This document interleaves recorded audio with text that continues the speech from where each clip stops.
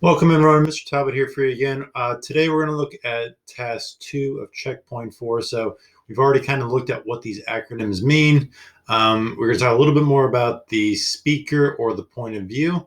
But the main thing we're looking at here is task 2. So this will be a much shorter video than the last one, but still definitely worth watching. So again, after you've scrolled through and you've made all your citations and you've gone through all your artwork and done the SOAPy, happy, or hippie, then you're ready for task 2, where we synthesize sources. So this first part, really important, I want you to come up with a response to the project essential question, which is how does war affect people, and how can art reflect the perspectives and the context of those involved in the historical event or time period. So particularly the second part of it, really you should be using kind of a lot of the stuff you've already done with your chart here. But you're going to go ahead and type that in here. Now, one thing I kind of wanted to point out for you, as you kind of think about that, okay, so how does war affect people? And, so that can be stuff you look at the human cost and the way people's lives are changed by the war. That's stuff you're probably going to have some background information on, stuff you're probably going to find out through your timelines, through the PFAs, through other research. When we look at the second one, we're really looking at perspectives and context. So whichever one of these used, you kind of already got those laid out a little bit.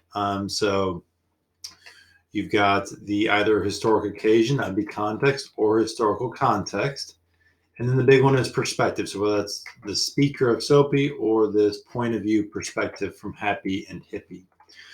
When we're thinking about historical context, and you can think locally, what's within each country or each community, or broadly, which conflict is this during. But I think the bigger one as you're responding to this in this paragraph that you're going to write is looking at the perspective. So when we think about perspective, there's another acronym, and I know I give you a lot of acronyms. Again, these are all within the document for you. You don't have to look at each of these. Figure out which of these do you think is most relevant as you answer that question.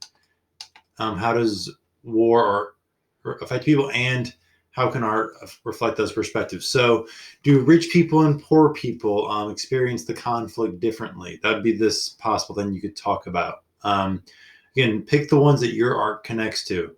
Do people that have different jobs, experience the conflict differently? A factory worker and a miner and a soldier and a sailor and a general, are their experiences the same? Or are they different? And how is what they do affected by this?